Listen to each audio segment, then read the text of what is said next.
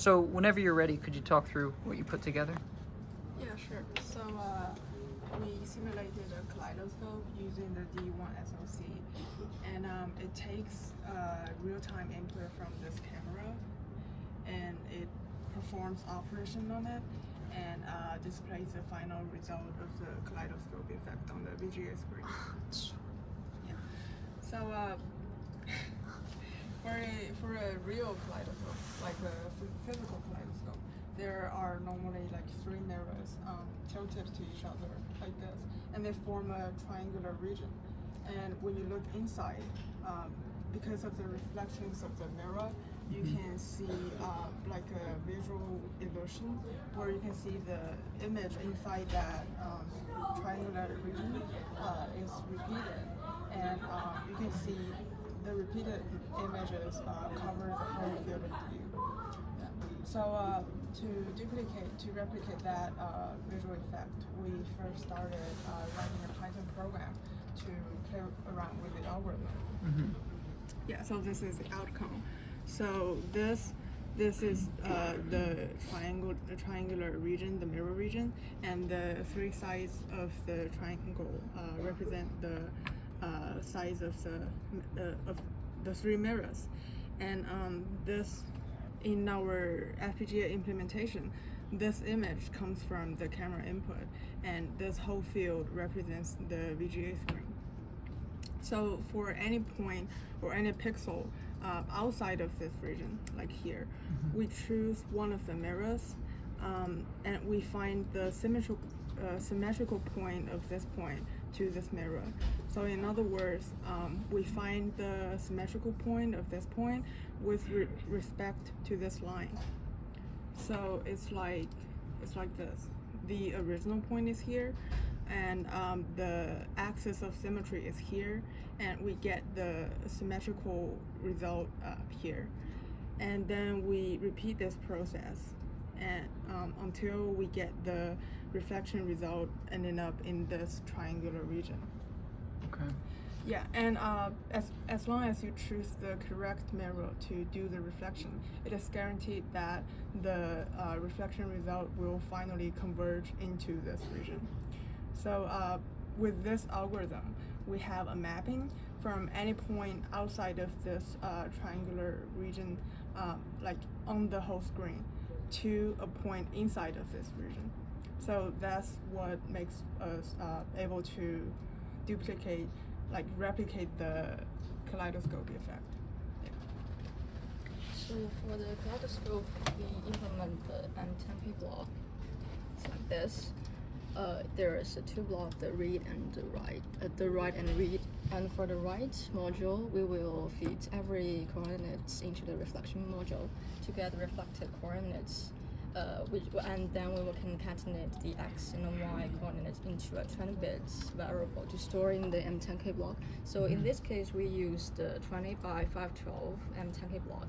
And in the read module, we will get the corresponding the coordinates, and then we will extract the x and y coordinates from the EBAP, and then we will get the correct color from the SRAM. And in the VGA driver, there's a state that we write the adjacent 4 pixels with the same color to rescale the 320 by 242 640 I480 Okay. screen. So in terms of user interface for the hardware, this bus, if we feed it too much information too quickly, then it breaks. So like if I do this, it doesn't work anymore. So you have to add some sort of delay. We control the delay with the switches between feeding information so that it doesn't do that. We also have a reset button, which is useful. And the main UI is in the Linux terminal. So you can type. So basically, our terminal allows us to change the shape of the mirror region. Right now it's a equilateral triangle. We can change it to different shapes, and so for example, we could do a right triangle, and we specify like the coordinate of the right angle, and then how far we want it to stretch out per leg, and that changes the shape. So now it looks more square-like, right? Which makes sense, right? Cool. You could also rotate this. So we added a bit of a rotation. You could, as long as the triangle is small enough, such that when you rotate it, it fits within the screen. You could rotate whatever triangle we set it. So there's another version where we can make it equilateral. Okay. And usually you specify the center and then like a radius, so all the points of all the vertices of the equilateral triangle will land on, like, I guess, the circle that you formed from that. So now this is like a bigger lens. You can see like our faces. Wow. Yeah. And I think the last mode is creative mode, where you can specify any vertices. Specify the position for any vertice of the triangle. Okay.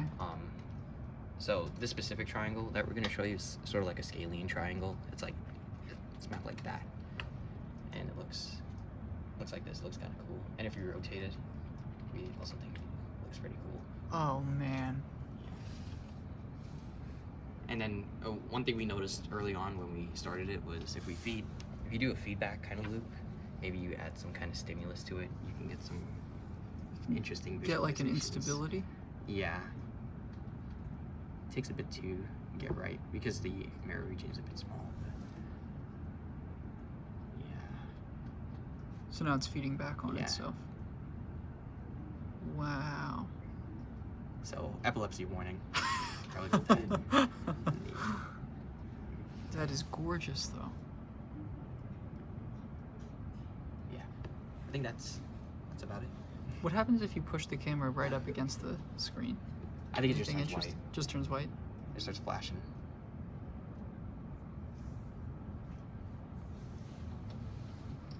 Wow. Yeah. So there's a certain distance.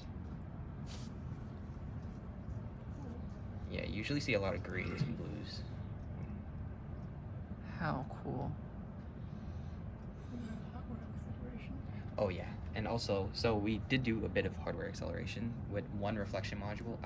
Our single reflection module determines the region and the reflection, and then we have another module that's checking if it's within the triangle or not. Okay. And we have a state machine driving it. So for a single reflection module, we're able to fill the M10K blocks that hold the coordinate mappings in 21.6 milliseconds, which we measured from the oscilloscope. And with two reflection modules, we do it in 11.6 milliseconds. So it's about Okay. half, which makes sense. Okay. Yeah, we consume a lot of multiplies doing this. So Can you point it at the hex display lights? Yeah. See the orange is coming.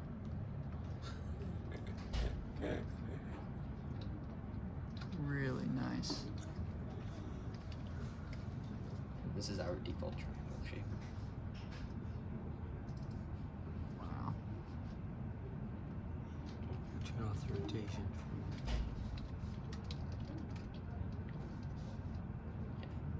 That's interesting. Can you turn off the rotation? How cool. Yeah, I guess you could also rotate the camera and see.